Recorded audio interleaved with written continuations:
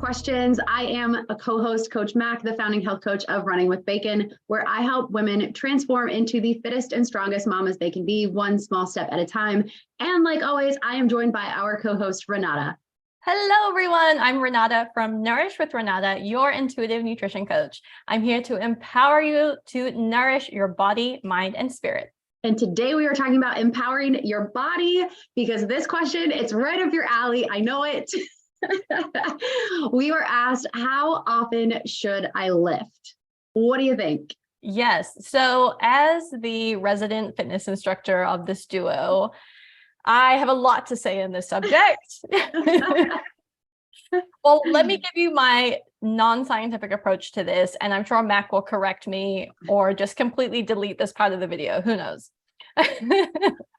So number one, I think it has to do with what your particular health goals are.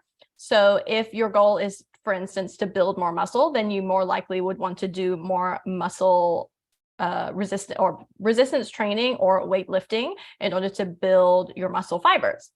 I think it also has to do with rest. So there is definitely importance to both sides of the coin. So there's going to be benefits from lifting and there's going to be benefits from resting. And so we want to find that balance for you. And then I think the third point should be what actually fits into your lifestyle. So we might have a great goal. We might be balancing out rest days and lifting days, but also what works for your lifestyle, because sometimes we jump into these training programs and we think, yes, it's absolutely reasonable for me to train for 3 hours a day in the gym that's an hour from my house. And eventually there's going to be work, there's going to be family, friends, or something that pops up. And it's easy for you to feel like you've fallen off the bandwagon. And if you do, then how are you going to fit fitness, or in specific lifting weights, back into your lifestyle? So you got to consider what actually works for where I am in my life right now. So these are all great questions to consider. And I think that can really funnel into how many days of lifting can work for you. So what do you think, Mac? Did I answer this okay? I actually think you hit the nail on the head with all three of those things. And there is science to back them up. So I'm going to go into just a little bit of the nerdy parts of the different things that you said. So the first one was, it depends on what your goal is. So like you were saying, if you want to build muscle, and I want a quick caveat because you and I both coach mostly women. And when women hear build muscle, they think, ew, I don't want to look like a dude, or I don't want to look like a bodybuilder. That sounds gross. Let me tell you, it is really hard to get that type of physique where you have like muscles on muscles on muscles. Just because you lift weights, you will not look like a dude, I promise.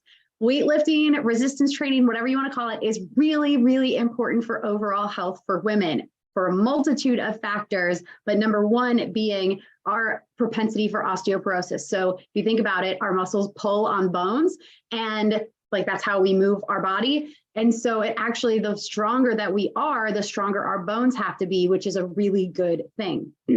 Additionally, if you say that you want to get toned, which is what a lot of women want to do, you have to have muscle in order to be toned, right? So often we think that, oh, if I don't lift weights and I just do a bunch of cardio, my fat will melt away and then the outline of my muscles will show up.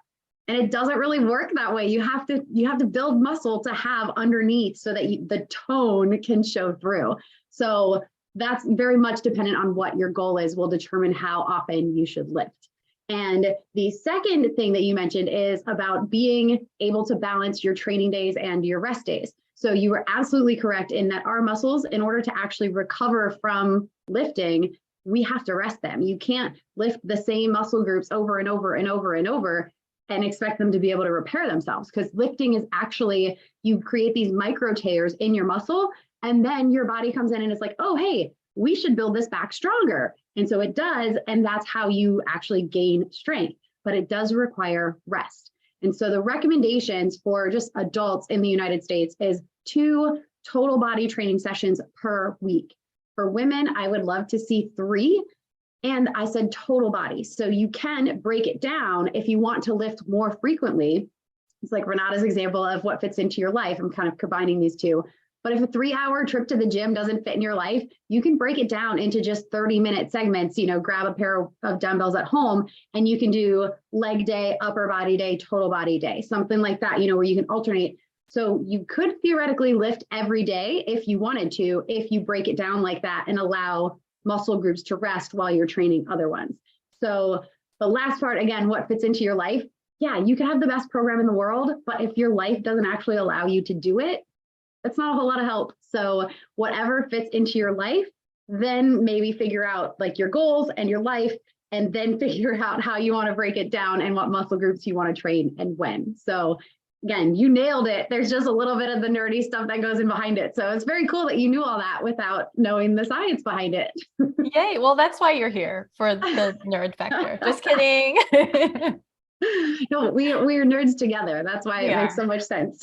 Yes, nerds of a feather flock together for sure. But that was such a great question, because I do think, and especially women are asking this question so much. And so it's so helpful to get some parameters, some guidelines, so that we can really create our own lifting schedule. Absolutely. So thank you all for being here for this one. We will see you in the next one.